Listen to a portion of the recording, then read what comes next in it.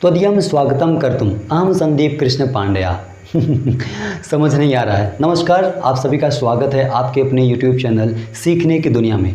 प्यारे दोस्तों, मैं संदीप कृष्ण पांडे आप लोगों के लिए आज के इस वीडियो में लाया हूं आपका बेहतरीन सा टॉपिक कक्षा 10वीं का हिंदी में संस्कृत दिग्दर्शिका। उस पाठ का नाम है वाराणसी और इसकी संपूर्ण चर्चा इस पाठ में होगी। यानी ये पाठ आज के इस वीडियो में कंप्लीटेड होगा, व्याख्या के साथ, गायन के साथ संपूर्ण रूप से इसे ख़त्म करेंगे इस वीडियो में आप और मैं। याद रखना है कि वीडियो को स्किप नहीं करना है। क्यों?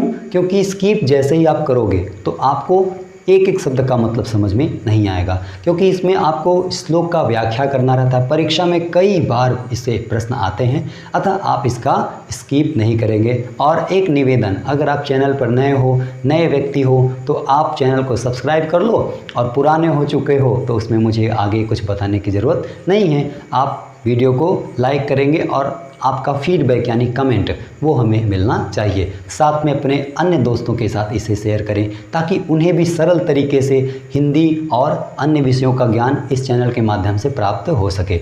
तो चलिए बिना समय गंवाए क्लास को शुरू करते हैं। तो सबसे पहला श्लोक आप सबके सम्मुख है और लिखा क्या है, इसको व्याख्या के द्वारा कैसे आपको परीक्षा में लिखना है, सारा मेथड, सारा तरीका इसमें हम चर्चा करेंगे। तो चलिए मैं सबसे पहले आपको पढ़ के सुनाता हूँ, फिर इसमें एक एक शब्द का मतलब बताऊँगा और आप सबसे पहला काम क्या करोगे कि कॉपी पेन लेकर के बैठोगे। आपको जो शब्द का अर्थ समझ नहीं आता है उसे आप कॉपी में लिख लोगे और उसके बाद स्वयं से व्याख्या करने की भी कोशिश करेंगे, तभी आपको इसका अर्थ समझ में आएगा और आप अच्छे नंबर ला सकते हो। तो चलिए शुरू करते हैं। सबसे पहले लिखा है, वाराणसी सुविख्याता प्राचीन नगरी इयम विमल सलिल तरंगाया गंगाया कूले स्थिता अस्या घाट्यनाम वलयाकृति पंडकी धवलयां चंद्रिकायां बहुराजते अगणिता पर्यटका सुदूरेभ्य देशभ्य नित्र आयन्ति अस्या घाटनां शोभां विलोक्यम इमां बहु प्रशंसति। देखो, इसमें एक एक शब्द का मतलब पहले समझो। क्या लिखा है? वाराणसी सुविख्यात प्राचीन नगरी, अर्थात वाराणसी सुविख्यात, बहुत ही विख्यात, प्राचीन मतलब पुराना, नगरी मतलब नगर। वाराणसी बहुत ही प्राचीन और पुराना नगर है। इयम विमल सलिल तरंगाया, इयम का मतलब होता है यह या यहाँ का। विमल सलिल तरंगाया मतलब कोमल धाराओं वाली, तरंगों वाली, कोमल धाराओं वाली, कोमल तरंगों वाली। गंगाया कूले स्थिता, गंगाया का मतलब क्या होता है? गंगा नदी।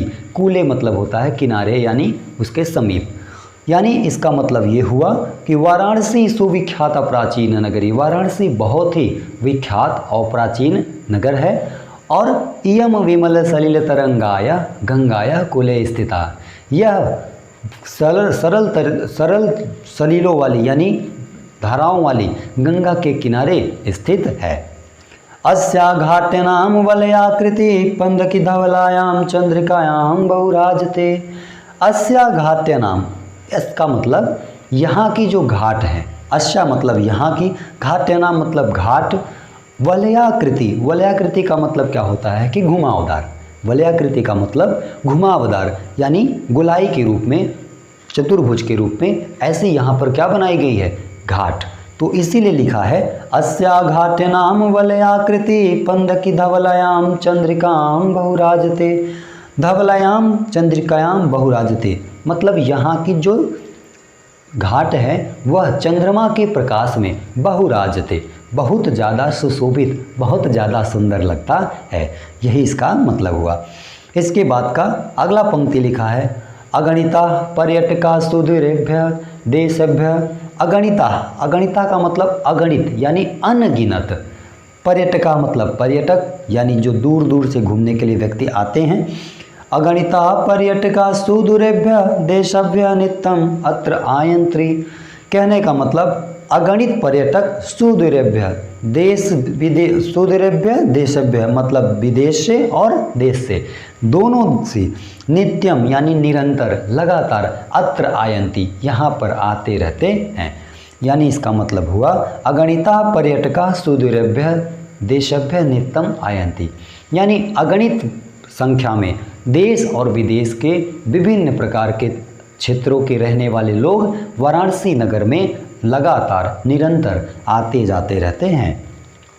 अस्या घाट्यना च शोभाम विलोक्यम, यहाँ के घाटों की शोभा को देखकर, अस्या मतलब यहाँ की, अब यहाँ अस्या का मतलब ये मत समझ लेना कि 80 घाट, वाराणसी में एक 80 घाट भी है, तो वहाँ का व्याख्या नहीं हो रहा है यहाँ। इसका मतलब ये है, अस्या का मतलब यहाँ की घाट, यानी वाराणसी में बहुत सारे घाट हैं, तो उसके लिए एक वर्णन किया गया है। कह रहा है कि अस्या घाट्यनाचाम शोभाम विलोक्यम, कह रहे हैं कि यहाँ के घाटों को देख करके विलोक्यम इमाम बहु प्रशंसति, बहुत ज़्यादा प्रशंसा करते हैं। कहने का मतलब जितने भी दूर से देश विदेश से यात्रीगण और पर्यटक वाराणसी में पधारते हैं, वाराणसी में आते हैं, तो वो वाराणसी के घाटों को देखकर उसकी गरिमा का वर्णन करते हैं, उसकी अच्छाई का, व्याख्या का वर्णन करते हैं। तो ये तो हमारा पहला क्या नाम है, श्लोक है, जो परीक्षा में कई बार पूछा है। कई बार का मतलब लगभग जितने एग्ज़ाम अभी तक यूपी में हुए होंगे, हमारे ख्याल से जब से ये पाठ उसमें जुड़ा हुआ है तब से कई बार पूछा जा चुका है। अतः यह बहुत ही महत्वपूर्ण है। आप इसे कॉपी में लिख लेंगे, जहाँ समझ नहीं आया हो पीछे वीडियो को पीछे करके फिर से आप देख सकते हो।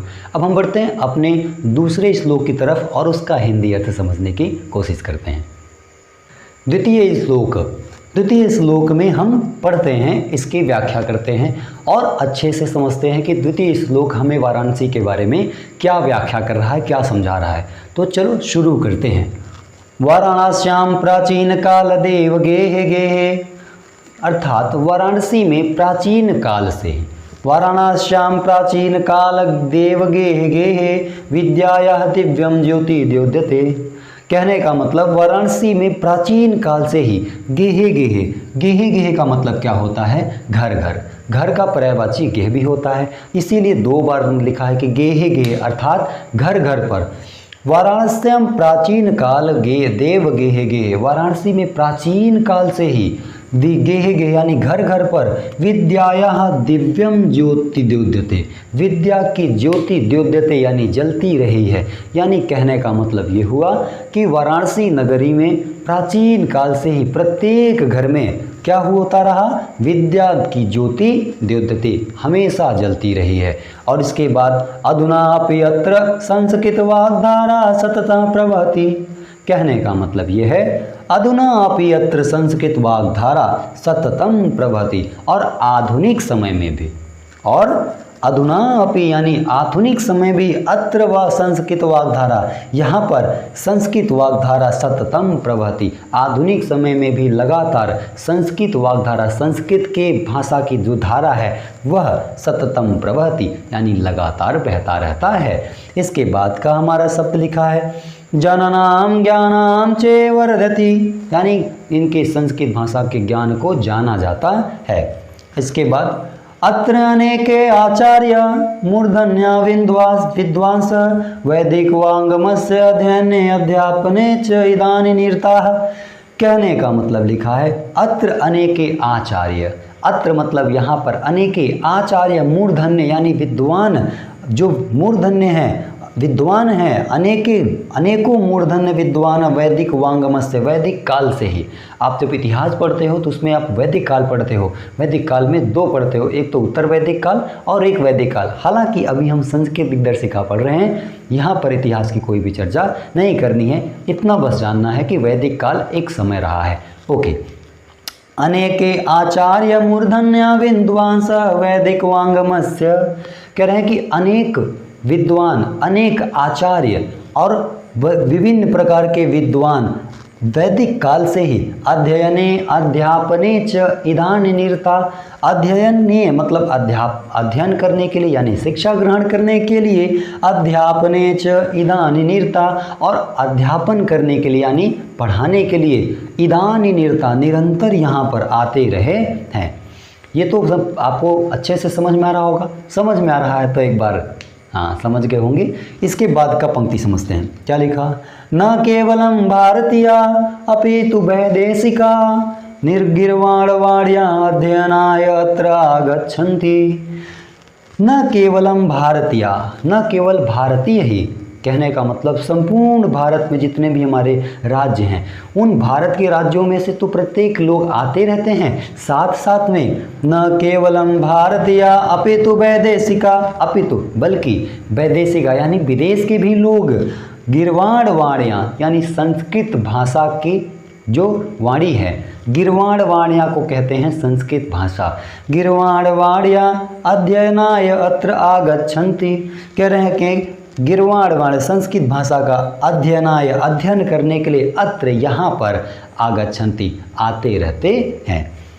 निशुल्कम च विद्याम गृह्णन्ति, और निशुल्क रूप से यानी कोई भी शुल्क नहीं लगता है कहाँ पर ज्ञान प्राप्त करने के लिए, वाराणसी में। किस प्रकार का ज्ञान प्राप्त करने के लिए, तो बोलेंगे संस्कृत भाषा का ज्ञान प्राप्त करने के लिए कोई भी आपका शुल्क नहीं लगता है। इसीलिए लिखा है कि अत्र आगच्छन्ति निशुल्कम च विद्याम गृह्णन्ति, यानी निशुल्क रूप से विद्या का ग्रहण करते हैं। इसके बाद अत्र हिंदू विश्वविद्यालय, संस्कृत विश्वविद्यालय, काशी विद्यापीठम इत्येत्रयम् विश्वविद्यालय। अत्र का मतलब क्या होता है, यहाँ पर। अत्र हिंदू विश्वविद्यालय, यहाँ पर हिंदू विश्वविद्यालय जिसे आप बीएचयू के नाम से जानते हो, जिसे आप बीएचयू के नाम से जानते हो। अब आप समझो कि बीएचयू का स्थापना किसने किया था, तो वो किया था पंडित मदन मोहन मालवीय, महामना मनन मोहन मालवीय। एक ऐसे व्यक्ति हैं जिनके नाम में 5 बार माँ आता है, आप जानते होंगे। उन्होंने 1916 में, कब 1916 में इसकी स्थापना की थी। समस्त भारतवासियों से दान के रूप में जिस व्यक्ति के पास जितना भी शुल्क हो सके दान के रूप में उन्हें दिए, और उससे आपका एक बहुत बड़ा यूनिवर्सिटी जिसे हम लोग विश्वविद्यालय कहते हैं बीएचयू का निर्माण हो गया। और आज बीएचयू लगभग 2023 चल रहा है, यानी 1916 में इस 100 साल से भी ज़्यादा हो चुका है और ये भारत के टॉप 10 में आता है। तो चलिए आगे बढ़ते हैं। अत्र हिंदू विश्वविद्यालय, संस्कृत विश्वविद्यालय, यहाँ पर हिंदू विश्वविद्यालय यानी बीएचयू और संस्कृत विश्वविद्यालय तथा काशी विद्यापीठनम, और काशी विद्यापीठ भी उपस्थित है। इत्येत्य मतलब अन्य प्रकार के त्रयः विश्वविद्यालय सन्ति, यहाँ पर अन्य भी प्रकार के विश्वविद्यालय स्थित हैं। येषु नवीनाम प्राचीनाम च ज्ञान विज्ञान विषयायाम, येषु यहाँ से नवीनाम यानी नवीन प्रकार के आधुनिक समय के ज्ञान, येषु नवीनायाम प्राचीनाम च विद्या ज्ञान विज्ञान विषयायाम, कह रहे हैं कि यहाँ पर प्राचीन काल की तथा आधुनिक काल के विभिन्न प्रकार के ज्ञान विज्ञान विषयायाम, ज्ञान और विज्ञान के यानी विषयों का अध्ययन प्रचलित है। यानी यहाँ पर ज्ञान विज्ञान के विभिन्न प्रकार के यानी प्राचीन समय के भी और आधुनिक समय के भी विभिन्न प्रकार के ज्ञान विज्ञान की ज्ञान प्राप्त होती है। तो ऐसा है हमारा प्यारा सा वाराणसी। कैसा लग रहा है आप लोगों को ये वीडियो, हमें आप ज़रूर अपना फीडबैक देंगे। तो चलिए आगे की पंक्ति पढ़ते हैं। अब हम तृतीय श्लोक के बारे में अध्ययन करते हैं। आओ सबसे पहले पढ़ते हैं क्या क्या लिखा है और इसका व्याख्या भी करते हैं। आओ समझते हैं। ऐसा नगरीय भारतीय संस्कृते स्थे, कह रहे हैं ऐसा नगरीय मतलब यह नगर भारतीय संस्कृते स्थे संस्कृत भाषाय केंद्रम स्थलम अस्ति। यह नगर भारतीय संस्कृति का संस्कृत भाषा का केंद्रम स्थल अस्ति, यानी केंद्र स्थल है, यानी प्रमुख स्थल है। अब आप सोचो इसको भारतीय संस्कृति का स्थल क्यों कहा गया, क्योंकि भारत में जितने भी प्रकार के हमारे जो संस्कृति हैं वह लगभग बनारस और दक्षिण भारत में ज़्यादा प्रचलित हैं। यहाँ पे विभिन्न प्रकार के शास्त्रीय नृत्य जो कि बहुत प्रसिद्ध हैं वो यहाँ पर शुरुआत हुआ था। यहाँ की जो साड़ी है वाराणसी की साड़ी बहुत प्रसिद्ध है। आगे के श्लोक में आप इसका अध्ययन करेंगे। अभी यहाँ समझते हैं। ऐसा नगरीय भारतीय संस्कृते संस्कृत भाषाय केंद्रम स्थलम अस्ति, कह रहे हैं यह नगर संस्कृत भाषा का और भारतीय संस्कृत का केंद्रम स्थलम अस्ति, केंद्र स्थल है। इत एवं संस्कृत वांगमस्य संस्कृतेश्च आलोक सर्वत्र प्रसिद्ध। प्रसिद्ध का मतलब होता है फैलना, प्रसिद्ध का मतलब फैलना, सर्वत्र मतलब सभी दिशाओं में, हर क्षेत्र में, हर जगह पर। इत इत एवं संस्कृत वांगमस्य संस्कृतेश्च आलोक। यहाँ पर संस्कृत भाषा का जो ज्ञान है, संस्कृत भाषा का जो प्रकाश है, आलोक मतलब प्रकाश, यानी जिस भाषा संस्कृत भाषा का प्रकाश है वह सर्वोत्र प्रसिद्धि, सभी क्षेत्रों में, सभी देशों में, सभी संपूर्ण ब्रह्मांड में कह सकते हो, वह फैला हुआ है। इसके बाद हमारा मुग़ल काल के बारे में वर्णन किया गया है कि भाई मुग़ल काल के भी जितने भी मुस्लिम शासक थे वो भी संस्कृत भाषा को प्रथम स्थान देते थे, संस्कृत भाषा को मानते थे, संस्कृत भाषा से प्रसन्न होते थे। संस्कृत भाषा ही ऐसा है, संस्कृत भाषा एक ऐसा भाषा है जिसे आप सुन करके, पढ़ करके आपके मन में एक ऐसी शांति उत्पन्न होती है जिसका आप कल्पना भी नहीं कर सकते हैं। बहुत ज़्यादा जब मन विचलित हो तो हमारे ख्याल से, जहाँ तक मेरा विचार है, कि आपको संस्कृत भाषा का अध्ययन करना चाहिए या फिर संस्कृत भाषा को सुनना चाहिए। इससे आपका मन शांत होता है। इसके लिए सबसे बढ़िया उदाहरण है भागवत गीता। आप उसे या तो सुने या फिर पढ़ें, उससे आपका मन पूर्णतः शांत हो जाता है। तो ये बहुत ही सुसज्जित और सुंदर भाषा है, क्योंकि देवों की भाषा है, देववाणी है। ठीक है, आओ समझते हैं। मुगल युवराज दारासिको अत्रागत्य भारतीय दर्शनम शास्त्रणाम अध्ययनम अकरोत। कह रहे हैं कि मुगल युवराज यानी मुगल काल के एक युवराज थे, यानी राजकुमार थे, दारासिको, उनका नाम क्या था? दारासिको। उन्होंने अत्रागत्य यहाँ पर आए, यानी वाराणसी में पधारे, और भारतीय दर्शनम शास्त्रणाम, और भारतीय दर्शन, दर्शन मतलब जिसको इंग्लिश में हम फिलॉसफी कहते हैं, भारतीय दर्शनम शास्त्रणाम, भारतीय दर्शन की, यानी भारत में संस्कृत भाषा का दर्शन किया, संस्कृत भाषा को जाना, और जानने के बाद उन्होंने क्या किया? अध्ययन अकरोत, और इसका अध्ययन भी किया, मतलब खुद से उन्होंने पढ़ने की प्रयत्न किया या कोशिश किया। स तेषां ज्ञानेन तथा प्रभवित अभवत यत तेन उपनिषादम अनुवाद। कह रहे हैं कि स तेषां ज्ञानेन तथा प्रभावित, उन्होंने इस ज्ञान से प्रभावित होकर के, यानी संस्कृत भाषा का जब दारासिको ने अध्ययन किया, दारासिको ने ज्ञान प्राप्त किया, तो उसके ज्ञान से प्रभावित होकर के उन्होंने क्या किया? प्रभावित अभवत यत तेन उपनिषादम। उसके बाद उन्होंने इससे प्रभावित होकर के इसके उपनिषद को, यत तेन मतलब इसके उपनिषादम, यानी उपनिषद को। उपनिषद क्या होता है बच्चों? उपनिषद का मतलब होता है वेदों को पढ़ने के लिए, वेदों के बाद उपनिषद का निर्माण हुआ। उपनिषदों की संख्या 108 होती है, जैसे वेदों की संख्या 4 होती है, वेदांगों की संख्या 6 होती है, वैसे ही उपनिषदों की संख्या 108 है। आपका जो भारत का राष्ट्रीय आदर्श वाक्य है, जिसे इंग्लिश में मोटो वर्ड कहते हैं, वह है आपका सत्यमेव जयते। वो कहाँ से लिया गया है? तो मुंडकोपनिषद, यानी मुंडक नामक एक उपनिषद है, उसी से लिया गया है, इसीलिए उसको कहा जाता है मुंडकोपनिषद। तो ऐसे संस्कृत में विभिन्न प्रकार के उपनिषद हैं, उनका अध्ययन किया जाता है। यत तेन उपनिषादम अनुवाद पारसी भाषायाम कारितः। इसके बाद जो दारासिको थे उन्होंने संस्कृत भाषा का अनुवाद करवाया। किस भाषा में करवाया? तो बोलूँगा पारसी भाषा में करवाया। यहाँ पे आपको भी याद रखना है। देखो, आप सुन रहे हो, पढ़ रहे हो, समझ में भी आ रहा है, तो आप एक काम करना, अपना इसका जो व्याख्या है खुद से लिखना, और जैसे जैसे मैंने आपको पढ़ाया आप इसे समझ के अपने तरीके से लिखोगे तो आपको याद भी रहेगा और अच्छे से नंबर में मिल जाएगा।